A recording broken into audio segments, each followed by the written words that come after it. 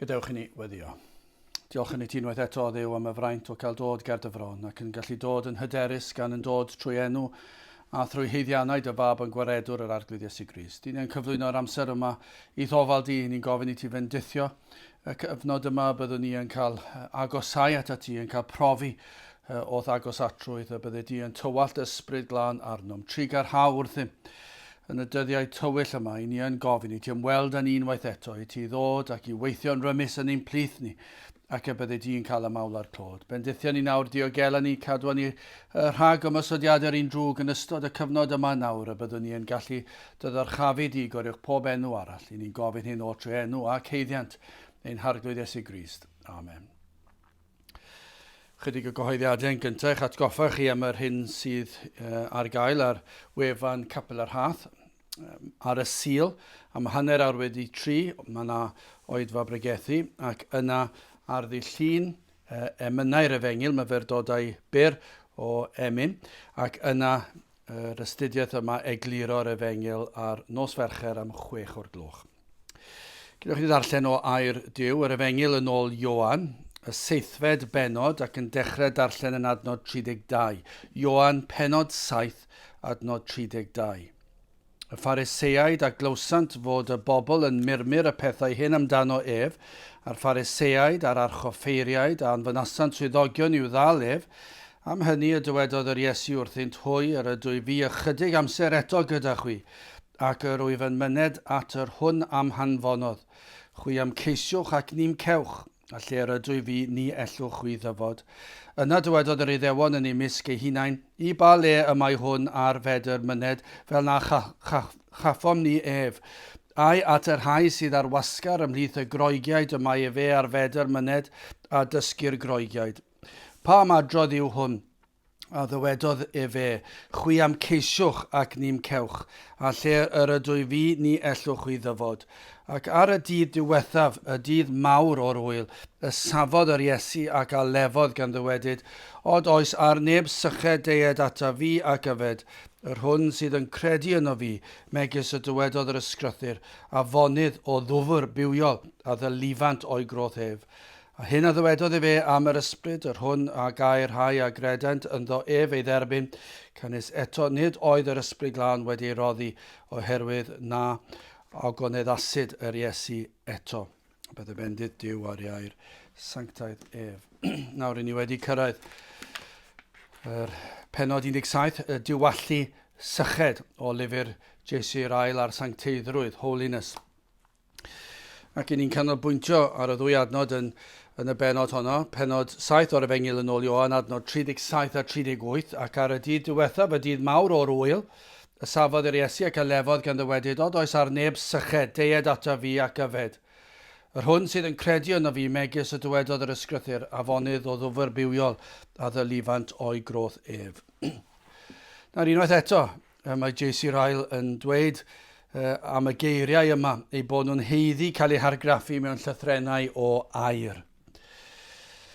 Mor bwysig yw'r geiriau, llawn cyfoeth y mae'r geiriau yma. Ac mae'n dechrau benod trwy ddisgrifio y cyd-destun, a mae'r cyd-destun wastad yn help. Bwysig iawn gosod gair Duw yn ei gyd-destun, ond mae'n help fan hyn i ni ddeall mwy o arwydd y cad a'r pŵer a'r nerth tu ôl y geiriau yma. Dywedwyd y geiriau yn gyntaf yn Jerusalem, nawr mae hwnna'n rhywbeth yn ei hun, gan mae canolfan iddewiaeth oedd yno. Ac felly roedd Phariseaid yno, Sadwceaid, ysgrifenyddion, archoffeiriaid, yr oedd, gellir dweud, canolfan gelynion y ffydd Gristnogol, gelynion yr Iesu. A dyna ble roedd yn sefyll ac yn pregethu yn eu plith nhw, yn eu canol nhw. I unrhyw bregethwr, mi fydde mwyafrif o bregethwyr ffyddlon yn gallu tystio adegau yn eu bywydau lle maen nhw wedi pregethu mewn rhyw amgylchfyd, efallai yn y gynulleidfa bod yna rai wedi falle diflasu ar y pregethu, efallai yn troi'n elynion i'r pregethu, efallai yn mynd yn wrthwynebus tu hwnt tuag at y pregethwr a'r pregethu. Ac efallai yn ymwybodol o peth, ni'n wedi clywed sawl hanes o weisio'n ffyddlon yr arglwydd yn codi fyny yn y pulpit ac yn ymwybodol fod na ganran, ambell waith canran fawr o'r gynulleidfa wedi troi yn erbyn y neges y maent yn ei bregethu. Ar unigrwydd y pulpit, ar ofn mae'n gallu, yr ochr ddynol, mae'r ofn o gerdded i fyny'r grisiau, os mae grisiau, os yna grisiau yno, a chi'n cyrraedd y pulpit, ac yna chi'n gweld gwynebau efallai nad ydynt yn gyfeillgar. Ac mae'n rhoi rhyw fath o bwysau, ac mae'r un drwg yn gallu peri fod yr ofn yma'n gallu fod llethol ar y degau. Na mae hwnna o'r ochr y ddynol ac yn un wan ac yn methu'n aml ac yn caniatáu'r pethau hyn fod yn ormesol. Ond mae yn rhywbeth ond diwe i sefyll ac i'r rhai efallai yn yr awyr agored ac yn gwybod fod y gelynion o gwmpas, rhai ddifater ond rhai yn elynion. A mae yna rhyw awyrgylch anodd iawn i bregethu. Wel, dychmygwch beth oedd y fel fan hyn i'r Iesu. Dydyn ni ddim wedi gwynebu dim byd tebyg i hwn. Phariseiaid yno, Sadwceaid, ysgrifenyddion, offeiriaid, y rhai oedden nhw'n meddwl eu bod nhw'n gwybod popeth am yr Hen Testament ac yn casau'r Iesu ac yn ei weld fel bygythiad i'w ffydd nhw a thraddodiad y tadau. Ac roedden nhw allan am ei waed dim dwi'n ond ddim yn licio fe, roedden nhw'n ei gesau a dim dwi'n ond ei gesau roedden nhw am ei ladd Felly mae'n rhoi yn ei gyd-destun yn diwe. Ond hefyd yn y cyd-destun, yr oedd yn ddydd olaf o'r wyl, ac yr oedd y seremoniau yr wyl ar ddiwedd yr wythnos yn dirwyn i ben ac yn ôl y traddodiad tywalltwy dŵr ffynnon Siloam ar yr allor ac yn arwydd bod y cyfnod wedi dod i ben ac yna roedd y bobl y dorf yn dychwelyd tu a thre. Dyna oedd y sefyllfa. Popeth yn dod i ben ac yn dechrau paratoi i ymadael ac i fynd adre. Nawr byddai'r Iesu wrth gwrs wedi gweld yr hyn oedd yn ei cylonau, roedd yn gwybod, mae'n gwybod pob dim. A roedd yn gwybod yr hyn oedd yn ei cylonau nhw. Nid oedd yr addolwyr wedi derbyn dim byd o werth i'w heneidiau. Roedd yn gwybod hynny. Na, mi fydden ni'n gwybod hynny hefyd. Pe taw ni yna ar y lefel yma, mi roedd e'n gwybod beth oedd yn eu cylonau nhw, yn benodol beth oedd eu sefyllfa nhw. Ond o ran ni, pe taw ni'n gwybod bod yna rhyw gynhadledd yn mynd ymlaen, a bod yna rhyw negeseuon, os taw elfen o Gristnogaeth yw e, ond i chi'n gwybod nad yw'r Efengyl yn cael ei ffregethu, mi fyddwch chi'n gwybod fod y gynulleidfa sydd yn ymadael, mi fydden nhw'n mynd yn wag. Dal yn anghenus, pinnau bod nhw'n cydnabod hynny a'i ffeidio, dyw hwnna ddim yn bwysig fan hyn. Yr hyn sydd yn bwysig yw, maen nhw'n mynd oddi yno yn wag. A dyna oedd y sefyllfa fan hyn. Ond nid dirnadaeth allanol o beth oedd yn amlwg sydd fan hyn, mae hwnna yn wir. Ond mi roedd yr Iesu'n gwybod mwy na hynny. Roedd e'n gwybod beth oedd yn eu cylonau nhw. Roedd e'n gwybod bod rhain yn gadael yr wyl grefyddol a'r seremoniau wedi cael ei gadael yn wag. Heb unrhyw lles i'w heneidiau. Hynny yw, roedd dal y baich yma ar eu heneidiau nhw o wacter bywyd. Beth yw pwrpas y cyfan? I ni di mynd trwy'r seremoniau crefyddol yma. Ni di mynd trwy'r broses, mynd trwy'r mosiwn. Mae fel yng Nghymru, pobl yn mynd i'r capel ar y sil. Maen nhw di mynd i'r capel, falle rhaid, trwy gydol i bywydau nhw, heb colli'r sil, ac yn dysgu yn yr ysgol sil. Ond does dim Efengyl yno. A beth sydd yn digwydd? I ni'n gwybod maen nhw'n mynd oddi yno, heb heddwch, heb diwallu'r syched, dim byd, does dim byd wedi digwydd iddyn nhw. Falle am eiliad bod nhw'n teimlo, wel, dwi wedi lleddu fy nghydwybod, dwi wedi bod i'r cwrdd, dwi wedi bod i'r capel, a cario ymlaen gyda bywyd. O, mae'r pwysau dal yn pwyso'n drwm arnynt. Does dim heddwch ganddynt. A dyna beth oedd fan hyn. Mi roedd rhain di mynd trwy'r seremoniau, ond roedd yr Iesu'n gwybod yr oedd y syched dal yno. Bod rhain ddim yn gwybod am beth o'n nhw'n sychedu. Crefydd allanol yn unig oedd ganddynt. Arweinwyr crefyddol dall oeddynt. Ac felly y cyd-destun yno yn Jerusalem, yno y safodd yr Iesu mewn lle amlwg, ac yno fe nath siarad ar dorf. Ac i chi'n sylwi, mae'n siarad llawn tosturi, od oes ar neb syched. Deed ata fi ac yfed, oedd yn edrych arnyn nhw.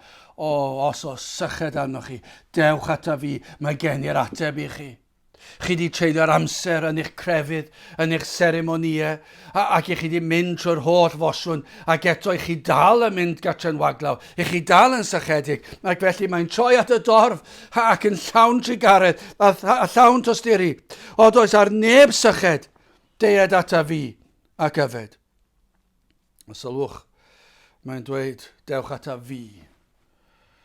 Mae'n galw arnynt i'w ddilyn fe, y Meseia.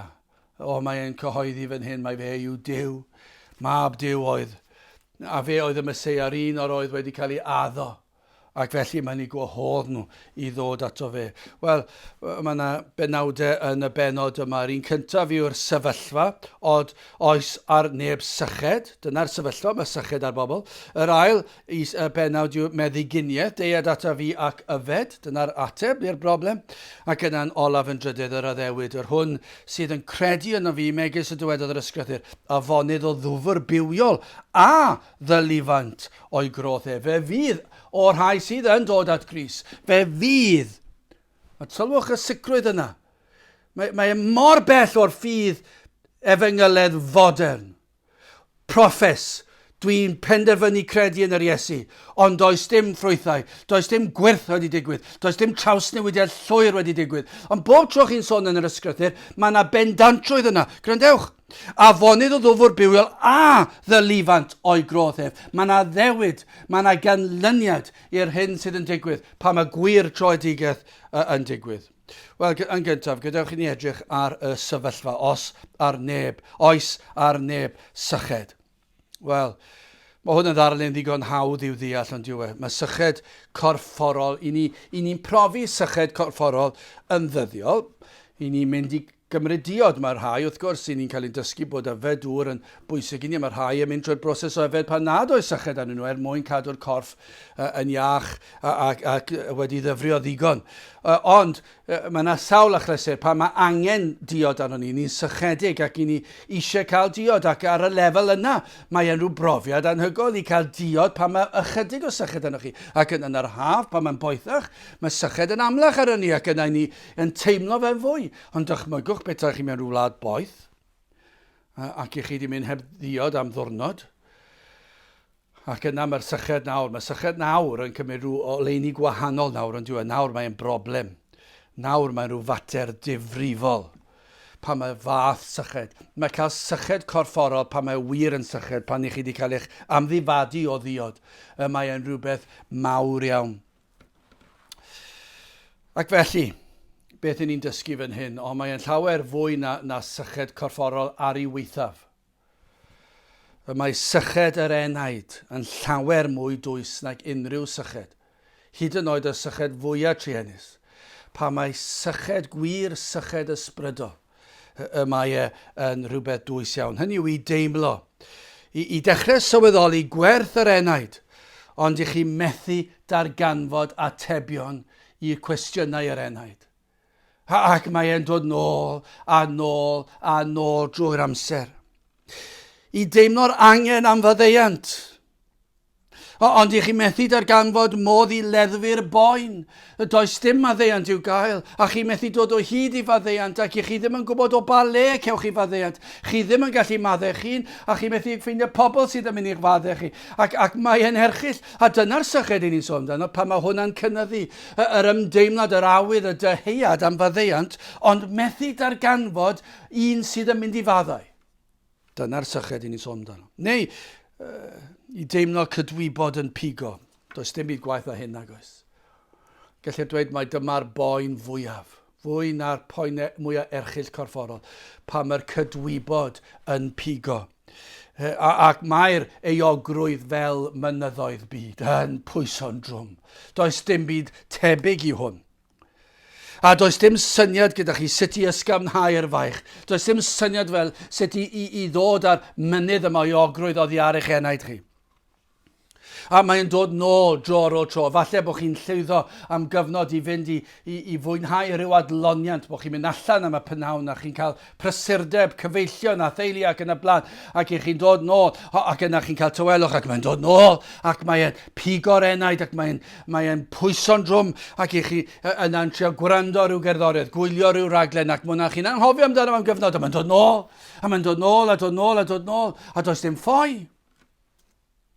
Efallai pan ych chi'n teimlo'r yr ymwybyddiaeth bod atebolrwydd, bod na farn, ond does dim modd dod o hyd i ffordd i osgoi'r atebolrwydd, y boen yma, yr angen yma, y mae'r Iesu yn disgrifio fel syched. Syched am faddeuant a syched am heddwch a Duw. Mae'n debyg iawn i'r hyn gafodd ei ddisgrifio yn Actau Pennod 2 adnod 37. Hwythau wedi clywed hyn a ddwys bigwyd yn eu calonnau, ac y ddywedasant oedd Pedr a'r apostolion eraill, ha, wir frodyr, beth a wnawn ni. Mae yna rhyw fath o ymdeimlad yma o'r rhoi'r ffidil yn y to, dydyn ni ddim yn gwybod beth i wneud. Dwi ry wan wedi cael eich dwys bigo yn eich calon. Ac yna i chi'n dod a chi'n dweud, beth a wnawn ni. Dyna y math o syched. Ydych chi wedi profi hynny? Ceidwad y carchar Actau 16 adnod 30 ac ai dig hwynt allan ac yddywedodd o feistriaid, beth sydd rhaid i mi ei wneithir fel y byddwyf gadwedig. Dyna chi'r syched.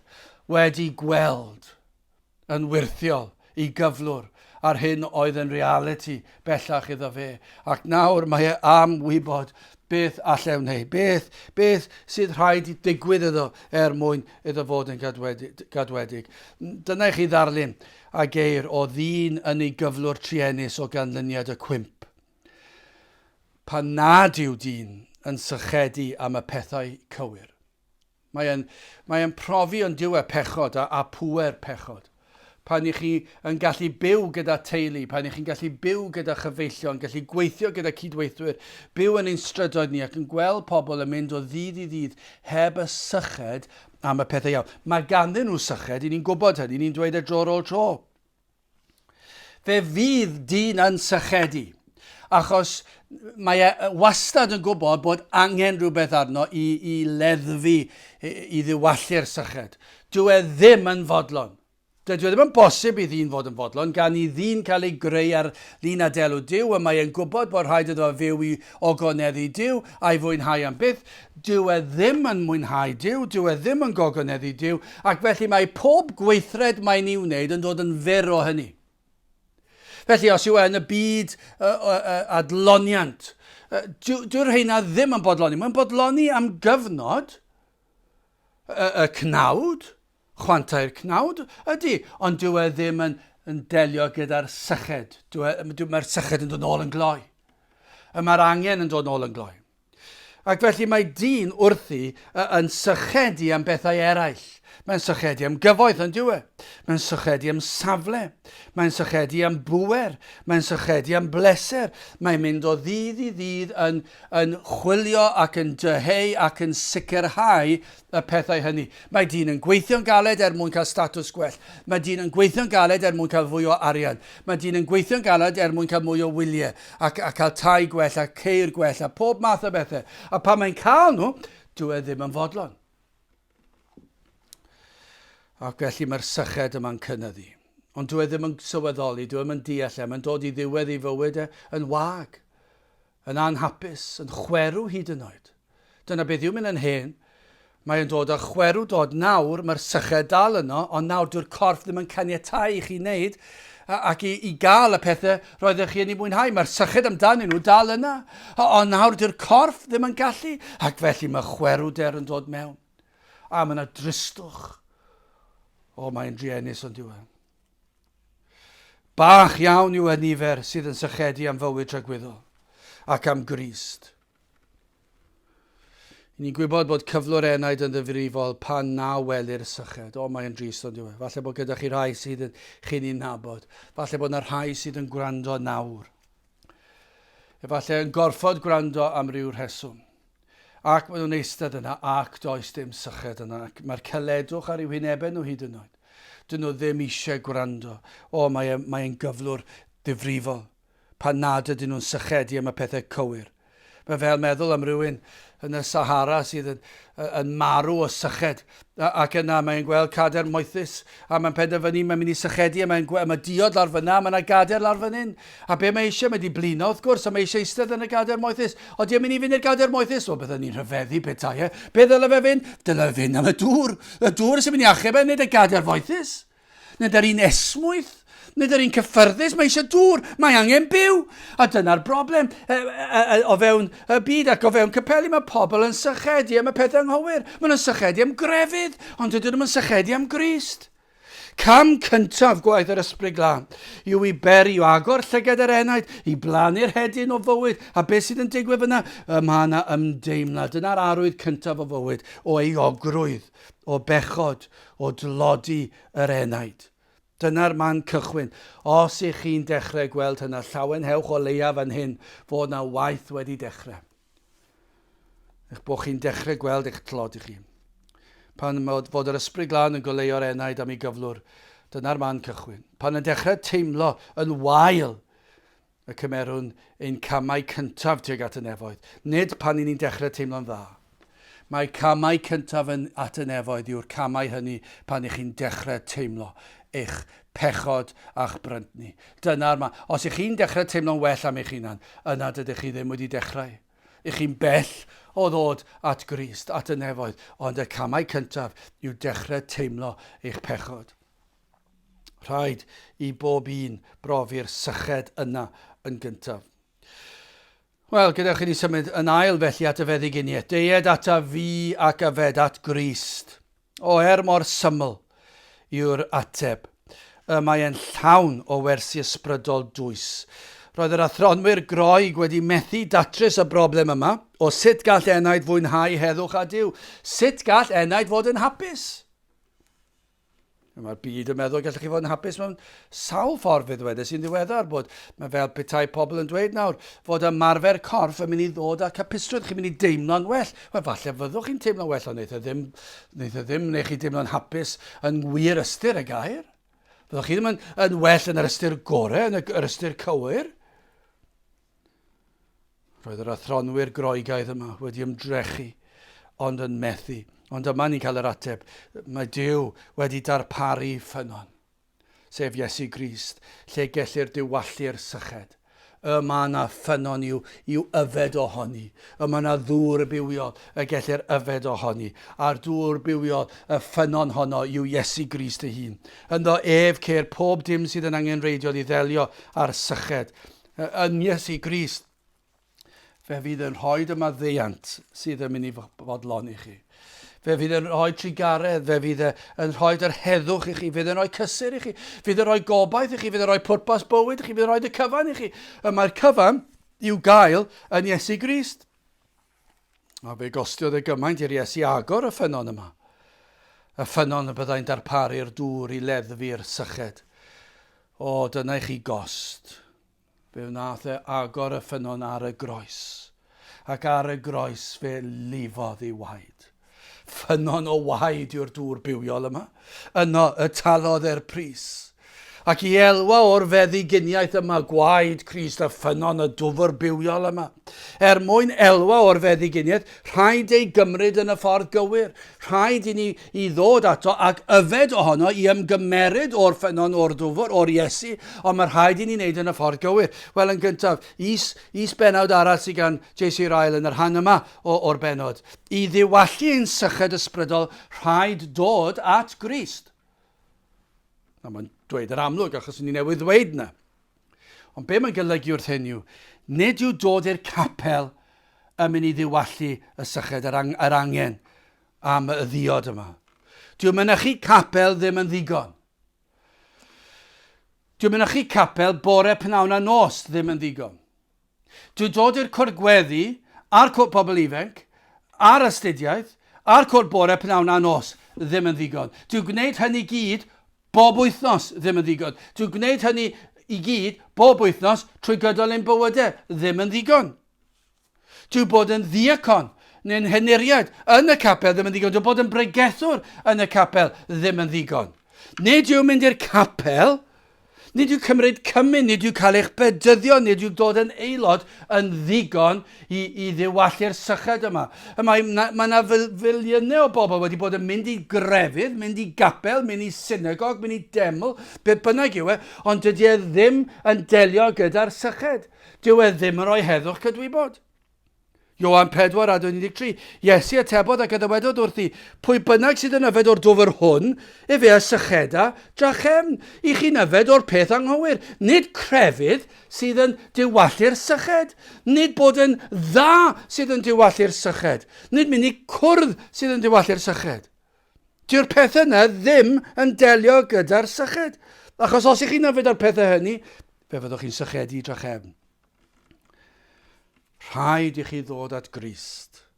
Rhaid dod ato, go iawn mae'r ail yn cario ymlaen yn dweud. Hynny yw, mae rhaid nid yn unig siarad am y peth, nid yn unig cytuno gyda'r Efengyl, nid yn unig dymuno'r peth, nid yn unig bwriadu'r peth. Fi'n cofio clywed yn had sawl gwaith ar nosweithiau Sul yn pregethu'r Efengyl ac yn disgrifio'r hen fath o siop. Os ych chi wedi bod i'n Saffagan, fe welwch i'r math yma o siop. Mae yna gownter, a tu ôl i'r cownter yma'r nwyddau i gyd. Ac i chi'n gallu gofyn i berchenog y siop, i chi'n dweud ga i chydig o hyn, a faint i chi'n dweud yn union faint, maen nhw'n rhoi mewn bag, ac yna maen nhw'n adio lan y cyfanswm ar y diwedd ac yn rhoi y bag i chi, a chi'n mynd oddi yno. Ac yr oedd yn had yn disgrifio felly y siop yma, ac yn disgrifio y boteli llawn nwyddau. Tro yma, mae'n gwneud yn darlun ysbrydol, ac yn disgrifio y botel o faddeuant pechodau, bywyd tregwyddol, heddwch a Duw, heddwch cydwybod. Ac i chi'n gweld yr holl fendithion, mabwysiad, yr holl fendithion yr Efengyl sanctaidd.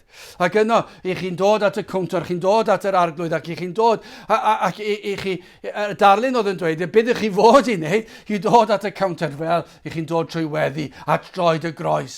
Ac i chi'n galw, o, Dduw bydri garog im, gai faddeuant, gai heddwch a Duw, gai fy ngolchi yn y gwaith, ac yma'r perchenog y siop, yma'r arglwydd yn dod, ac mae'n rhoed yr hoddion yma i chi, ac i chi'n gallu dod, mae'n rhoi'r hodd o ffydd i chi, ac i chi'n dod, ac chi'n ymgymeryd o'r ffydd, mae'n rhoed e i chi, ac i chi ddim wedi talu dim am y nwyddau yma, ac i chi'n mynd allan o'r siop, a'r baich wedi mynd. Ond beth oedd e'n disgrifio yn y darlun yma, oedd pobl oedd yn dod at y drws o'r siop. Falle, rhai, oedd yn dod at y drws ac yn edrych mewn. Doedden nhw ddim yn ffyrnig yn erbyn yr Efengyl, yn fodlon gwrando o bell, ac yn gwrando ar y neges oedd yn cael ei ffregethu, efallai dod yn achlysurol, ac yn hoffi beth o'n nhw'n ei glywed, ac yn dymuno'r pethau, ond yn mynd nôl at ei bywydau bob dydd. A falle'n dod nôl eto. Hynny yw, rhai oedd yn dod, falle rhai'n edrych trwy siop y ffenest y siop, ac yn gweld mewn ar nwyddau, ac yn licio beth o'n nhw'n gweld. Ond mae yna rai oedd yn mentro trwy'r drws, ac yn aros yn y siop am gyfnod, ac yn mwynhau clywed am yr holl roddion. Ac yna'n dod yn agos at y cownter, ac yn edrych, ac yna'n cael rhywbeth yn digwydd, ac yn gadael y siop hefyd at y cownter. Dyna chi ddisgrifiad o lawer. Llawer sydd wedi gweld y pethau yma, ond dydyn nhw ddim wedi dod at Grist. Ac yna fi'n cofio'n had yn disgrifio, rhai yn dod at y cownter, yn wan, yn crynu, yn ofnus efallai, a'r baich ar hyneidiau, ac yn gofyn, a gai i faddeuant, a gai fy ngolchi, a gai ffydd i helpu fi gredu ymddiried, dwi ddim yn gallu neud e, ac yma'r arglwydd yn rhoi nhw i chi, ac maen nhw'n cerdded allan o'r siop yn llawer, mae pobl yn gweld y gwahaniaeth o ffordd eithon nhw mewn a ffordd eithon nhw mas, nawr maen nhw'n cerdded ac yn llawenhau. Beth yw'r gwahaniaeth? Mae'r rhain wedi dod at Grist. Ac mae'r syched wedi diwallu. Nid dim ond siarad am y peth. Wel, mae isbenawd arall.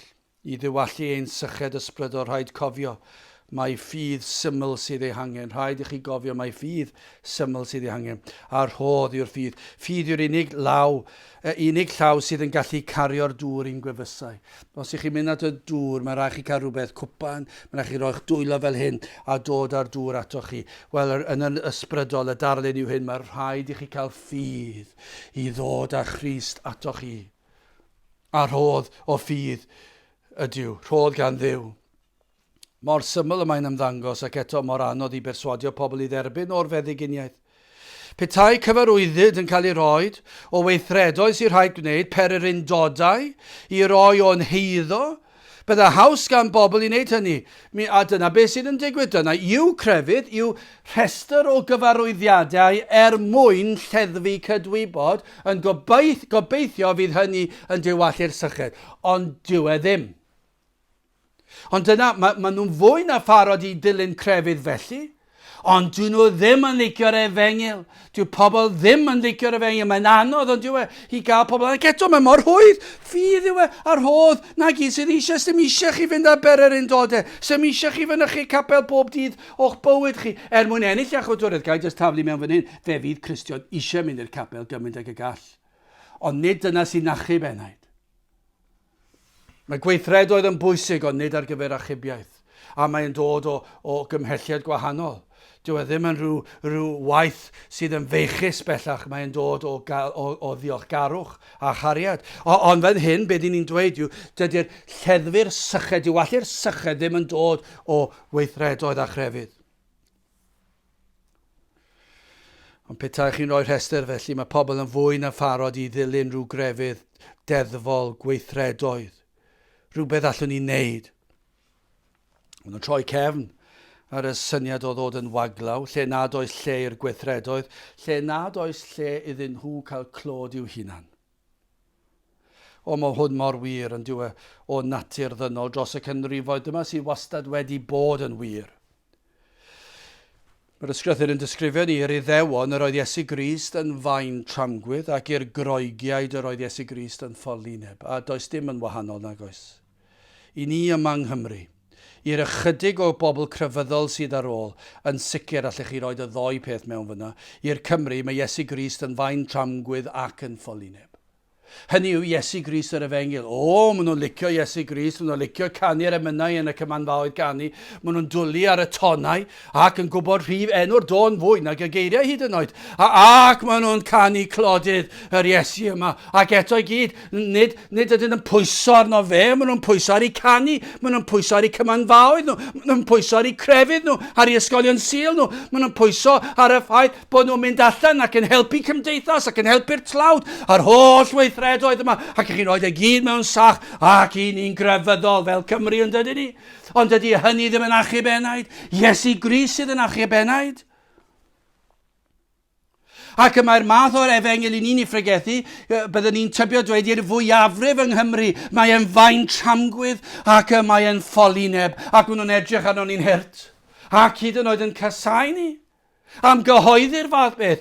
Ni ddim eisiau crefydd fel yna. Ni eisiau crefydd sydd yn gallu dyrchafu dyn. A newn ni ddod ag enw Iesu Grist mewn. Ni eisiau crefydd sy'n llawn bydolrwydd. Ni eisiau gallu peidio goffa cadw'r sil bob tro. Ni ddim mor gaeth o hynny. Ni eisiau gallu mynd allan ag yfed a meddwi. Ni eisiau gallu gwrando ar ganeuon sydd yn anfoeso. Ni eisiau gallu gwneud pob math o bethau. Dydw i ddim eisiau cyfyngu ar fy ffydd i. Does dim byd yn wahanol nag oes. I'r Cymru mae Iesu Grist yn fain tramgwydd ac yn ffolineb, ond dyna'r tragedi. Dyna oedd yn wir o'r Iddewon, dyna oedd yn wir o'r groegiaid, dyna sydd yn wir o ddyn yn ei bechod, oherwydd y cwymp. Mae'n sychedu am falchder, am glod, am grefydd, am weithredoedd, am ryddid i bechu, am ryddid i fwynhau chwantau'r cnawd a phleser. Ond dyn nhw ddim yn licio'r Efengyl syml, pur a glam. Newn nhw ddim dod at Iesu Grist ac yfed ohono. Dwi'n cofio clywed Spurgeon rhywbryd, neu darllen un o'i bregethau fe, neu un o'i lyfrau fe, Spurgeon yn disgrifio'r ffynhonnau dŵr oedd yn strydoedd, a pan oedd e yn Llundain yn byw ac yn pregethu, ac yr oedd yn disgrifio'r strydoedd Llychlyd. Sut byddwn yn disgrifio'r strydoedd heddi, dwi ddim yn siŵr, achos bydden nhw un yn llawn mwy o lygredd a fwy o lwch. Ond mi roedden nhw pryd hynny hefyd, ac mi roedd falle'r ceffyl a chart yn mynd ar hyd y strydoedd, ac mi roedd yn disgrifio falle yr adeg pan oedd yna ffynon yn cael ei rhoi, ac oedd pobl, unrhyw berson, yn gallu dod ac yn gallu cael dŵr i fyw. Felly os nad oedd ganddyn nhw gartre, bydden nhw'n gallu mynd yno ac yn gallu cael dŵr i yfed mwyn byw. Ac roedd yn hyfryd, a falle diwrnod o haf pan oedd yn llychlyd, mi fydde pobl yn gallu cerdded yr un stryd ac os oedd angen dŵr yn nhw, byddwn nhw'n gallu stopio. Ac yna yn disgrifio rhai pobl crand yn ei ceffyl a cart mawr, moethus. Ac efallai mi fydden nhw yn dod heibio, efallai ac yn edrych ar y pobl oedd yn cerdded ar y strydoedd ond, falle yn diwrnod poeth o haf, ac efallai'n teimlo'n boeth, ac yn chwyslyd, ac yn llychlyd, ac falle wedi bod ar y daith am dipyn o amser bod nhw wedi bod yn eistedd yn gyffyrddus, ond yn teimlo bod angen dŵr arnynt, ond dim dŵr ganddyn nhw ar eu person nhw, ac felly'n gweld y ffynon. Ac yn disgrifio'r rhain yn dweud na i ddim yfed fyna gyda'r werin, gyda bobl cyffredin. Dwi ddim yn mynd i yfed o fyna. Ac felly roedden nhw'n fwy na pharod i barhau gyda'i syched, felly nes bod nhw'n cyrraedd adre neu beth bynnag oedd. A dyna i chi ddarlun o bobl crefyddol ac yn gwrtho dod at Grist a rhoi y cyfan, y clod i gyd iddo fe. Llawn balchder, na, dwi ddim yn mynd i wneud beth maen nhw'n wneud, pobl pechadurus yn nhw, sa'n mynd i gyfadde fy mod i wedi pechu, sa'n mynd i gyfadde fy mod i'n llawn balchder, sa'n mynd i gyfadde fy mod i wedi bod yn meddwl pethau na ddylen i feddwl a dweud pethau na ddylen i ddweud a gwneud pethau na ddylen i ddweud, sa'n mynd i gyfadde pethau felly, dwi ddim eisiau gyfadde fod fy ngweithredoedd gorau fy bratiau bydron, pobl cyffredin yw'r rheina, dwi'n berson dda, dwi'n berson cyfryddol, nid dyna'r crefydd dwi eisiau, ac maen nhw'n mynd heibio ac maen nhw'n mynd am grefydd. Ond dal yn golledig, achos dydyn nhw ddim wedi mynd at y ffynon, at Grist. Dyw'r crefyddol nid ydynt am ddarostwng ei hunan i grefydd lle ni ddyrchafur ei gweithredoedd, ond nid yw hwnna'n wir. I ddyn chwilio am ganrifoedd am feddyginiaeth arall, un sydd yn ei dyrchafu nhw, ond dim ond un meddyginiaeth sydd. Dyna'r tristwch. Mae dyn wedi trwy grefydd Cristnogaeth ac eraill chwilio am feddyginiaeth. Ond mae'r feddyginiaeth hynny yn cynnwys balchder ei hunan. Ond dim ond un y mae'r ysgrythyr yn dweud. Dim ond un meddyginiaeth sydd i anghenion yr enaid. Sef y ffynon Iesu Grist. Ioan 6:55, canys fy nghnawd i sydd fwyd yn wir am gwaed i sydd ddiod yn wir. Felly dewch at Grist trwy ffydd, ac mae'r ffydd yn rhodd. Pidwch a trial credu eich hunan. Dewch a chyffeswch dydych chi ddim yn gallu credu hyd yn oed. Dwedwch, dwi ddim yn gallu gwneud cwpan i gymryd y dŵr i'w yfed. Gofynnwch am y gwpan, gofynnwch am yr hodd o ffydd. Ewch yn waglaw, dwedwch does gen i ddim byd, ac yna galwch am drigaredd. Ac dewch at y cownter yn y siop. Dewch at y cownter a gofynnwch am y bendithion, am ddaddeiant, am fywyd trygwyddol. Ac wrth ddod, yma na wyrth mae'n ddirgelwch, yma'n rhoi yr hodd o ffydd i chi gymeryd o Grist. Wel yn drydydd ac yn olaf, yr addewid. Yr hwn sydd yn credu yno fi megis y dywedodd yr ysgrythyr, a fonydd o ddwfr bywiol a ddylifant o'i grothef. Mae yna gymaint o bethau sydd yn peri nad yw addewid dyn yn gwbl ddibynadwy, yn does na? Os ydw i'n addo rhywbeth, mae yna gymaint o bethau sydd yn gallu digwydd lle dydw i ddim yn gallu cadw at fy addewid. Hyd yn oed os ydw i wir am gadw at yr addewid, fi'n cofio pan oedd y plant yn fach ac o'n nhw'n gofyn am bethau ohona i ac eisiau gwneud rhywbeth ac o'n nhw'n dweud chi'n addo ac yn aml iawn o'n i'n trio dweud, wel, dwi ddim yn mynd i addo achos rhaid gofyn bod fi ddim yn mynd i allu wneud e, ond fy holl fwriad yw i wneud e. Achos fi allan ni, dweud celwydd y mae dyn yn gallu dweud celwydd, chi'n dweud dwi'n addo, ond chi'n gwybod chi'n dweud celwydd, ond hefyd, gallech chi eisiau cadw at yr addewid, ond mae amgylchiadau yn eich rhwystro chi. Mae rhywbeth dod ar eich traws chi. Fel salwch dod ar eich traws chi. Unrhyw beth dod ar eich traws chi. Sydd yn peri, dydych chi ddim yn gallu bod yna i gallu cadw at yr addewid. Felly dydy dyn ddim yn gallu addo yn y ffordd gwbl ddibynadwy. Ond mae addewidion Duw yn gwbl ddibynadwy. Mae Duw yn holl alluog ac yn abl i gyflawni'r hyn oll mae'n addog. Felly pan ych chi'n darllen addewid yng ngair Duw, mae yna hyder tu ôl i'r addewid yna. Job 23:13. Ond mae fe yn un a phwy ai tri ef. Does dim troi ar Dduw. Iago 1:17, pob rhoddiad Dionys a phob rhodd berffaith, oedd ei uchod y mae yn disgyn oddi wrth dad y goleuni. Gyda'r hwn, nid oes gyfnewidiad na chysgod troedigedd. Ac Hebreaid 6:18, yn yr rhai yr oedd yn amhosibl i Dduw fod yn gelwyddog. Mae'r hynna'n ddigon, allwch chi cael mwy na hynny, ond mae'n digon i chi gallu pwyso arno pan mae Duw yn addo. Yna mae yna gadernu tu nôl ar y ddewid. Gwelir hyn yn hanes y Beibl a ddewidion o bethau mawr byddai yn digwydd. Pethau nad oedd y byd yn credu gallai digwydd. I chi'n gallu edrych ar hanesion mawr fel y llifogydd mawr ac yna a ddewid o'r arch ar gyfer Noa. Ac i ni'n gwybod digwyddodd hynny. Achubiaeth yr Iddewon, ar a ddewid i'r Iddewon o ddwylo'r eithriad. Ac fe ddigwyddodd hynny. Pethau mawr anhygol, mewn ffyrdd anhygol, agor y môr coch, a darparu'r manna, a'r dŵr o'r graig, yr holl bethau yna. Mae'r hyn yn addewidion anhygol, ac fe ddigwyddo nhw. Dyrchafu Dafydd fel brenin i'r orsedd, genedigaeth gwirthiol yr Iesu, dyna chi addewid, ac fe ddigwyddodd e fel y proffwydwyd. Yr atgyfodiad yr Iesu, fel y proffwydwyd, fe atgyfododd e'r trydydd dydd. Pob un addewid a gedwyr. Mae yna ferddiannau o addewidion yng Ngaer Duw. Dyna chi safle gadarn sydd gan y Cristion pan mae yna addewid yn yr ysgrythur. Addewid fan hyn, y caiff yr un sydd yn dod at Grist trwy ffydd, y caiff pob dim i leddfu y syched ysbrydol. Dyna'r addewid. Dyw crefydd ddim yn gallu cynnig hynny i chi, ond y mae Crist yn gallu. Os dewch chi at Grist, y mae yn abl ac yn gallu ac yn addo lleddfu y syched sydd arnoch chi, ddiwallu'r syched, i fodloni'r syched. Fe fydd yn bodloni y cyfan trwy roi heddwch i chi. Fe ddaw adegau, efallai pan ddaw amheuon y frwydr ysbrydol. Ac mae hynny'n wir. Ond yr hyn sydd yn wir gorywch y cyfan, y mae'r syched wedi delio ge. Y mae'r faich o'i ogrwydd fel mynyddoedd byd wedi mynd. Hyd yn oed bod yr un drwg yn sibrwd amheuon. I ni'n gwybod y mae'r syched wedi ddelio gyda ge.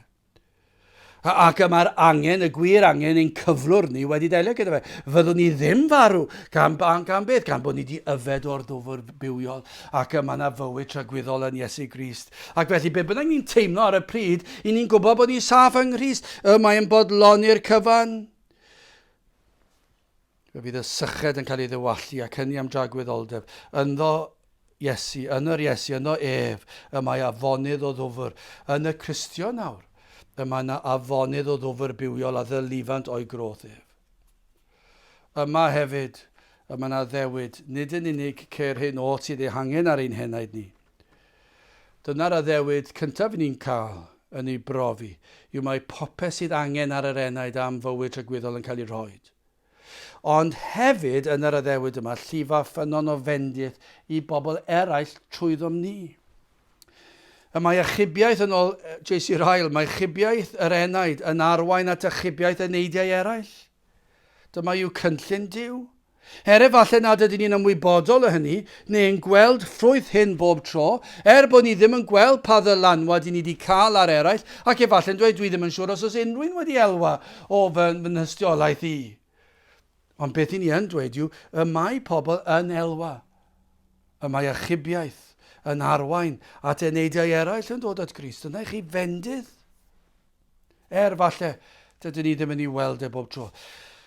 Mae wedi dod â is-benawdau fan hyn, mae'r rhai yn afonydd o ddwfr bywiol tra maent yn fyw. Mae yna rhai Cristnogion. Mae'r addewid yma yn cael ei wireddu tra bod nhw'n fyw.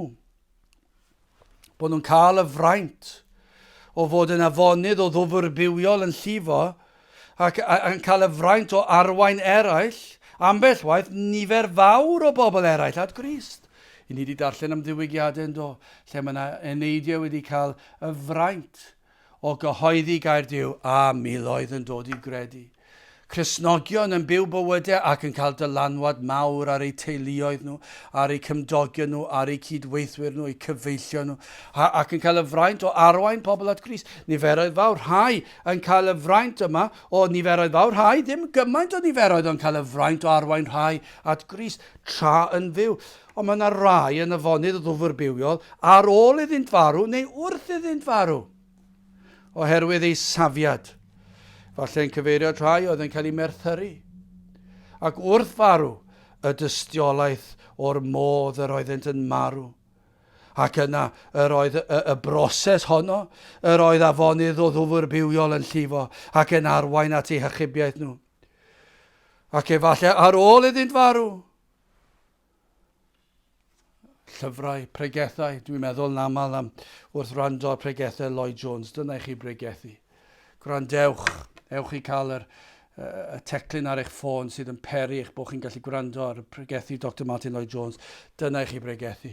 Dyna i chi dyrchafu Crist. Ond mae di marw ers blynyddoedd. Ond mae'r afonydd bywiol dal i lifo. A dyna i chi fraint, mae hynny'n digwydd i rai blynyddoedd trwy'r emynau. Mae yna bobl yn dod i gredu oherwydd. A mae'r emyn yn cael ei ysgrifennu cannoedd o flynyddoedd yn ôl. Ond mae'r bendithion yn llifo.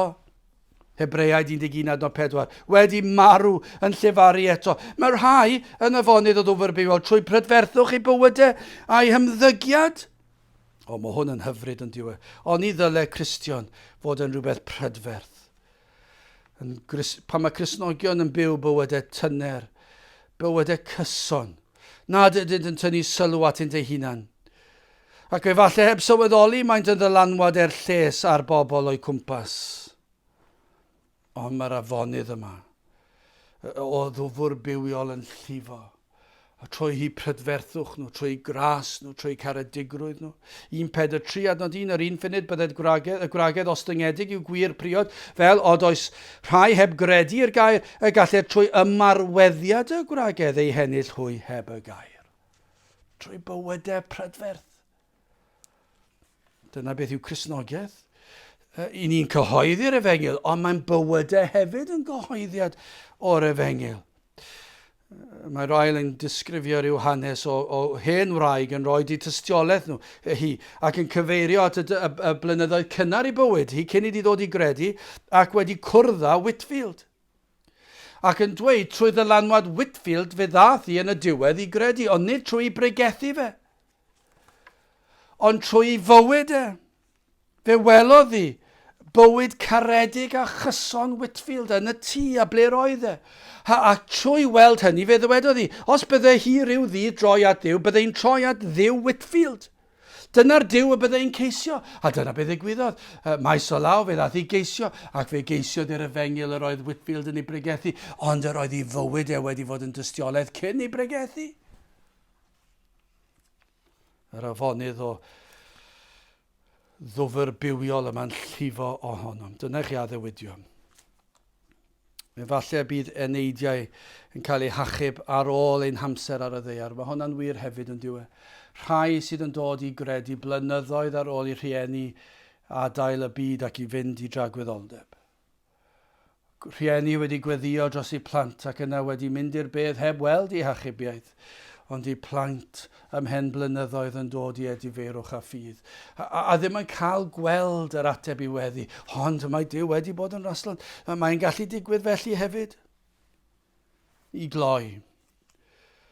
A ydych chi yn gwybod unrhyw beth neu wedi profi'r syched ysbrydol yma? Gofalwch felly nad ydych yn sychedu am grefydd, neu yn sychedu am yr yswiriant ysbrydol. Dwi'n mynd i'r capel, dwi'n mynd i gapel Efengylau, dwi wedi gwneud proffes. Newch yn siŵr eich bod chi'n pwyso ar Grist. Peidiwch â sychedu am y byd a'i bethau. Peidiwch â meddwl gan bod chi'n grefyddol a bod gyda chi troed yn y byd bod hwnna'n ddigonol. Na, rhaid gweld bod yna wyrth wedi digwydd. Rhaid gweld sancteiddrwydd. Prawf bod yr ffydd sydd ganddoch chi yn rodd gan Dduw. Rhaid i chi cael yr rhodd o ffydd mwyn gallu yfed o'r dwfr bywiol. Gnewch yn siŵr bod chi wedi dod at Grist. Oes na rhai sydd yn dechrau teimlo'r syched yma efallai. Wel, beth yw'r cyngor i ni'n rhoi i chi? Wel, ewch at Grist. ewch ato fe yn syth. Tra bod cyfle, tra i fod yn agos. Tra bod chi'n gweld y ffynon. Tra bod yr awydd yno. Tra bod y dyhead yna, ewch at Grist ac yfwch ohono. Derbyniwch y gwahoddiad i ddod ato. Ac i gloi y sawl sydd wedi dod at Grist eisoes. Beth yw'r cyngor i chi? Yna, dewch yn agosach at Grist. Arhoswch wrth y ffynon. Pidiwch byth a camu'n bell i ffwrdd o'r dwfr bywiol yma. Pwyswch at Grist. Ie, chi wedi dod at Grist ac i chi yn Gristion ac yn Gristion hyd trag wyddoldeb, ond yfwch ohono'n ddyddiol. Y mwyaf o gymdeithas y mwynhewch, y mwyaf o gysur y cewch i'ch enaid. O, dewch, darllenwch ei air yn ddyddiol, siaradwch ar arglwydd yn ddyddiol a trwy gydol y dydd. O, byddwch yn ffyddlon i'w di pan mae'r gair yn cael ei ffrigethu. O, peidiwch ag esgeluso'r cwrddau gweddi. Os ych chi'n ifanc, peidiwch ag esgeluso y cwrddau pobl ifanc. Os yna astudiaeth yn yr wythnos, peidiwch ag esgeluso'r astudiaeth. O, fydd yna syched am gyfiawnder, syched am Grist. Dewch. O, byddwch chi'n yn yfed ohono ar y sil, bod chi'n neud y mwyaf ar y sil. Peidiwch ag esgeluso'r sil. Peidiwch ag chyfiawnhau. O, dwi wedi blino. Os ych chi gallu cyfiawnhau esgeluso'r peth, does dim gwir syched ganddo chi. O, mae'r Cristion yn pwyso ac yn yfed o Grist. Dewch at Grist. A parhewch ar ei bwys ac yfwch ohono. Ac ar y dydd diwethaf. Y dydd mawr o'r wyl y safodd yr Iesu ac alefodd gan ddywedyd o does ar neb syched, deied ata fi ac yfed. Yr hwn sydd yn credu yno fi, megis y dywedodd yr ysgrythyr, a fonydd o ddwfr bywiol, a ddylifant o'i groth ef. Gadewch i ni weddio. A nawr bydde di ras ein harglwydd Iesu Grist, a chariad Duw, a chymdeithas yr ysbryd glân, fod gyda chwi o hyd byth. Amen.